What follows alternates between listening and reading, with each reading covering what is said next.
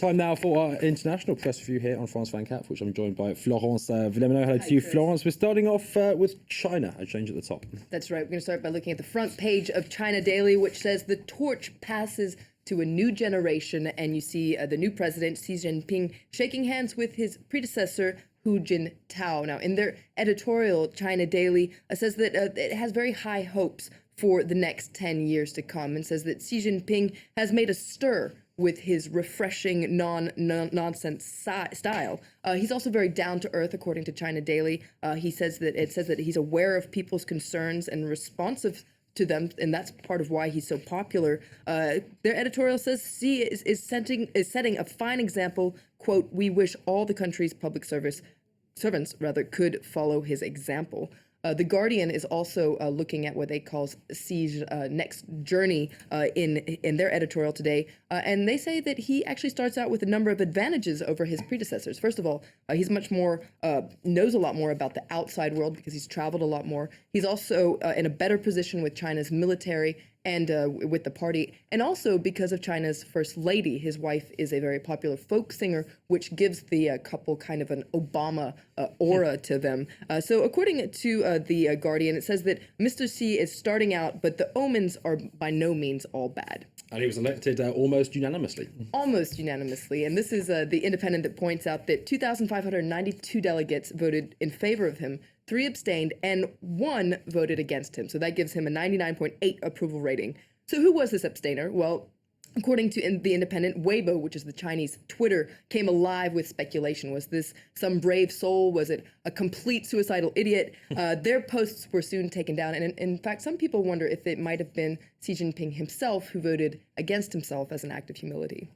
Okay, moving on now to 2 years since the start of the Syrian uprising, and France and Britain pushing to arm the rebels. That's right. This is on the front page of The Guardian with this quote, "We must arm the Syrian rebels." So they basically, what France and Britain want to do is accelerate an EU summit, which would discuss lifting an EU arms embargo on Syria. Because over the past 2 years, the uprising has turned into a civil war, which has turned into a war of attrition. It seems like no side is winning here. So this would be, according to The Guardian, a radical move which would tip the balance. Meanwhile, the UK and France argue that it's unfair that Russia and Iran should be able to arm the Assad regime while the opposition can't defend themselves. And speaking of Iran, The Guardian also reports that that Iran is funding a 50,000 strong Syrian militia. Now, this is according to Israeli intelligence, and it claims that Iran and Hezbollah have built a 50,000 strong parallel force to help prolong the life of the Assad regime if Assad leaves power.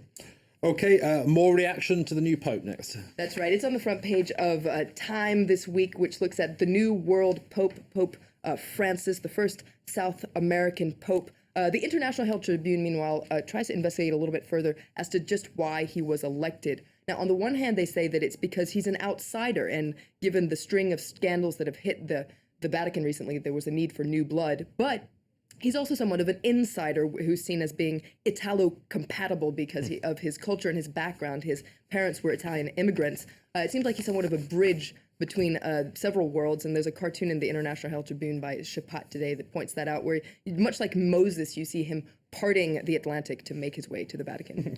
Okay, next up, The Independent, a surprising episode from Francis's past. That's right. It might come as a surprise, but when he was 12 years old, he had a huge crush on his neighbor, whose name is Amalia da Monte. She's now 77. Let's hear her talk about a love letter that he wrote to her when he was 12. It said we were going to get married, and I'm going to buy you a white house, so the two of us could live together. He told me if we don't get married, I'll become a priest.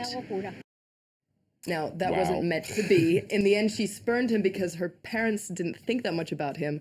I guess if he weren't Pope, he'd say something like, well, in your face, parents there. Florence Villemino, thank you very much for that roundup of the international press.